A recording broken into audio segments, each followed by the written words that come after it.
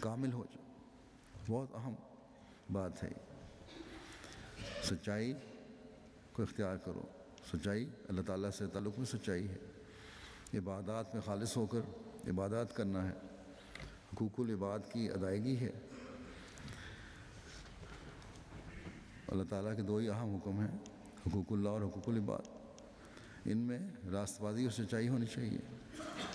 جماعتی خدمات ہیں، آپس کے تعلقات ہیں، ان میں راست بازی اور سچائی ہونی چاہیے.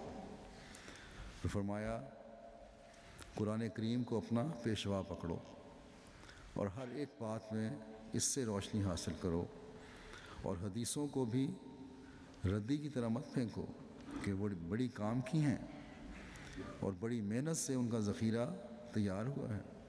لیکن جب قرآن کے قصوں سے حدیث کا کوئی قصہ مخالف ہو تو ایسی حدیث کو چھوڑ دو تا گمراہی میں نہ پڑو. قرآن شریف کو بڑی حفاظت سے خدا تعالیٰ نے تمہارے تک پہنچایا ہے، سو تم اس پاک کلام کی قدر کرو. اس پر کسی چیز کو مقدم نہ سمجھو کہ تمام راست روی اور راست بازی اسی پر موقوف ہے. سچائی اور سچائی پر چلنا، عمل کرنا قرآن شریف کی تعلیم پر ہی موقوف ہے. کسی شخص کی باتیں لوگوں کے دلوں میں اسی حد تک مؤثر ہوتی ہیں جس حد تک اس شخص کی معرفت اور تقویٰ پر لوگوں کو یقین ہوتا ہے. بس معرفت اور تقویٰ جب بڑھے گا تو اللہ تعالیٰ کے فضل سے ہماری باتوں کا اثر بھی ہوگا. پھر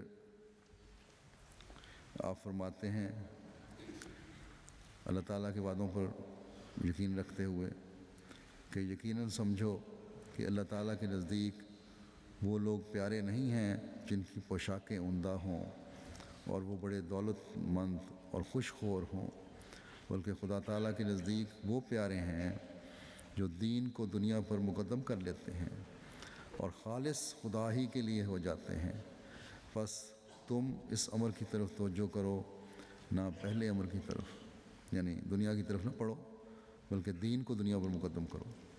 اگر میں جماعت کی اپنے وقت میں بھی جو جماعت کی حالت تھی، حالانکہ اس وقت بڑی پاک تبدیلیاں پیدا ہو رہی تھیں لوگوں میں، لیکن آپ فرماتے ہیں کہ اگر میں جماعت کی موجودہ حالت پر ہی نظر کروں تو مجھے بہت غم ہوتا ہے کہ ابھی بہت ہی کمزور حالت ہے اور بہت سے مراحل باقی ہیں جو اس نے طے کرنے ہیں.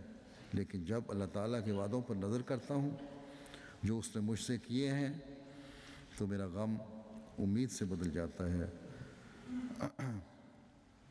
من جملہ اس کے وعدوں کے ایک یہ بھی ہے جو فرمایا وَجَاعِلُ الَّذِينَ اتَّبَعُوكَ فَوْقَ الَّذِينَ كَفَرُوا إِلَىٰ يَوْمِ الْقِيَامَةِ، اور ان لوگوں کو جنہوں نے تیری پیروی کی ہے ان لوگوں پر جنہوں نے انکار کیا ہے قیامت کے دن تک بالا دست کرنے والا ہوں.